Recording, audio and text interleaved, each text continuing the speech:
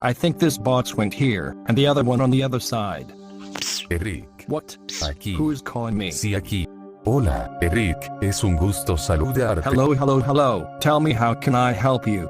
Perdón, no entiendo mucho, te quería pedir un favor. Es que en la comunidad de Bombsquad no entendemos algunos el inglés, y me gustaría que empieces a hablar español algo, sí, al igual cuando lo entrevisten. Oh yes, I thought so.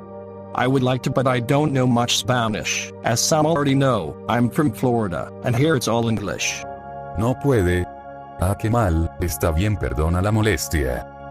I'm sorry I won't be able to speak to you in Spanish. But when they interview me, I can put subtitles in Spanish. What do you think? Pondrá subtítulos, me parece una genial idea, muchas gracias Eric, eres el mejor. No, I'm just trying to help you. Let's go with the video. Vale.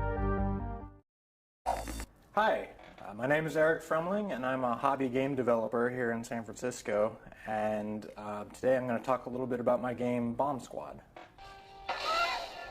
Bombsquad is really, it's about multiplayer. It's about, it doesn't really have a story. I didn't want to try to slap a story on there or anything. I just wanted a game that's fun to play with some friends. You know, that's actually why I made it. I made it back in the day to play with, you know, my cousins who would come over for Thanksgiving dinner at the family house and stuff. I never really intended to release it or put it out in the world. It was just something to play fun multiplayer games, you know, between rounds of Halo at our friends' parties.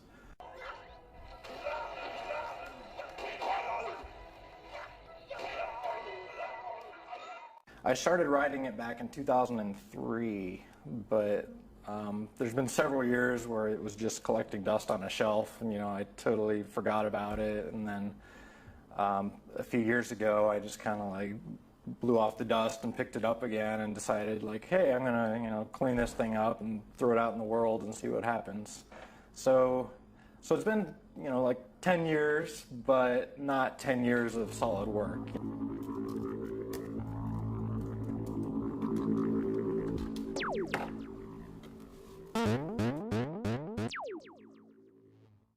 I got into coding and tinkering around with, you know, computer stuff and graphics and this and that, and so at some point, you know, it started off as a weekend project, just like, hey, I think I can make a game, you know, let's make this simple little thing where a square attacks another square or something, and, you know, then that turns into a month project, that turns into a year project, and here I am like 10 years later, you know, still working on my little squares attacking each other.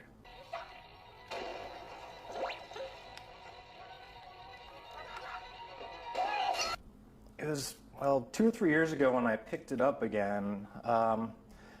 The reason for it was because I got an iPhone, actually. It's not an iPhone game. It's not on an iPhone right now, but I got an iPhone, and like everyone in San Francisco who gets an iPhone, you have to start trying to make little apps and games for your iPhone. So I started doing that. I started making a goofy little iPhone game, and then I realized at some point, you know, a few weeks into that like, wait, I have this game already, like, 85% done sitting over here in the corner. Like, why am I starting over? Like, it's not on the iPhone, but it's, you know, it's a lot closer to being something real. So that kind of was what motivated me to jump back on the wagon here. I mean, what kind of challenges did you know, encounter making the game?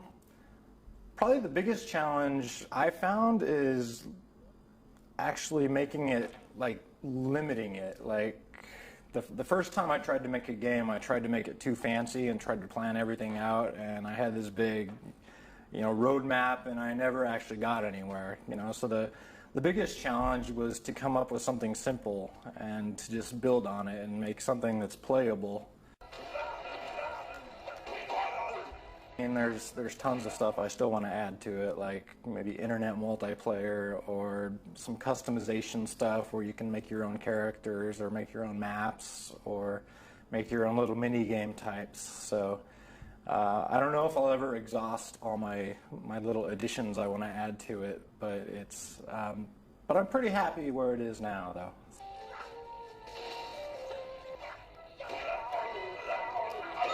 Again, I don't know if there will be a final product. It's there's a phrase I like that's it's artwork is never completed, it's only abandoned. So I kind of go by that in working on this game, that, you know, maybe I'll come up with another project at some point to take up my hobby time, or maybe I will feel like it's done someday, but, you know, I haven't gotten to that point yet. Gracias Eric por colocar subtítulos, entendí ahora sí lo que dijo XD. No, don't worry, I understand that.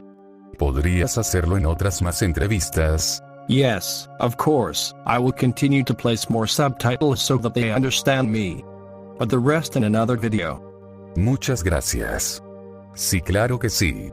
En el próximo video. Ya saben gente, nos vemos al ratito, se me cuidan. Yes, it will be a pleasure to show you the other videos. Subscribe for more translations, people. Sí, XD. Nos vemos.